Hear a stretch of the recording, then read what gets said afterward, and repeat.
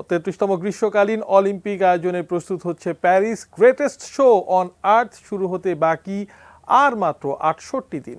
দেদার খরচে আয়োজনের কমতি রাখছে না ফ্রান্স। তবে অলিম্পিক নিয়ে নাখোশ প্যারিসের একাংশের অধিবাসীরা। প্রস্তুতি আর অসন্তুষ্টির গল্পই থাকছে এই প্রতিবেদনে।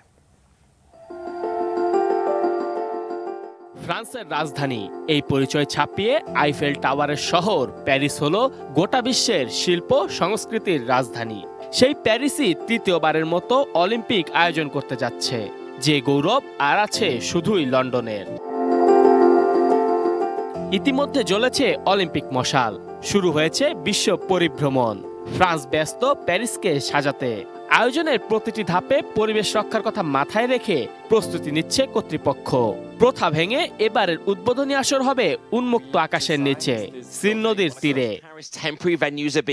নিরাপত্তা শঙ্কা থাকায় রীতিমতো যুদ্ধ পরিস্থিতিতে কাজ করছে ফ্রান্স। পুরো আসরে ২০,০০০ সেনার সঙ্গে মোতায়েন করা হবে ৪০,০০০ পুলিশ সদস্য। এছাড়া বড় আকারে বিদেশি সহায়তাও নিচ্ছে ফ্রান্স। নিরাপত্তা ছাড়াও প্যারিসকে সুন্দর দেখাতে বড় আকারে অভিবাসী ও গৃহহীনদের শহর ছাড়া করেছে কর্তৃপক্ষ, যা নিয়ে বিভিন্ন মহলে চলছে বিতর্ক। এছাড়া গত বছর অপরিচ্ছন্ন সিন নদী হতে দেয়নি সাঁতারের রিহার্সেল। এজন্য জরুরি ভিত্তিতে তৈরি করা হয়েছে পানি পরিশোধন কেন্দ্র। এবারের অলিম্পিকে ৩২ খেলায় অংশ নেবে ১০,৫০০ প্রতিযোগী। এই আসরেই থাকছে সর্বকালের সর্ববৃহৎ শরণার্থী অ্যাথলিট দল। সবার থাকার জন্য প্রায় প্রস্তুত হয়ে গেছে অলিম্পিক ভিলেজ, যাতে আবার পরিবেশ রক্ষার কথা মাথায় রেখে রাখা হয়নি কোনো এসি।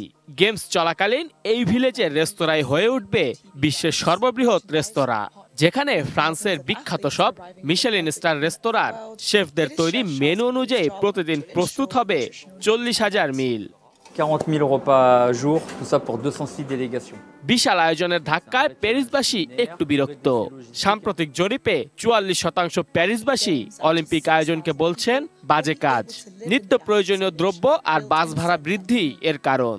তবে সে যাই হোক, নিশ্চিতভাবেই ২৬ জুলাই গেমস শুরুর পর থেকে পরবর্তী ১৫ দিন সারা বিশ্ব দেখবে শুধু প্যারিসকেই। Mehedi Hasan Munna, sports desk, ATN news.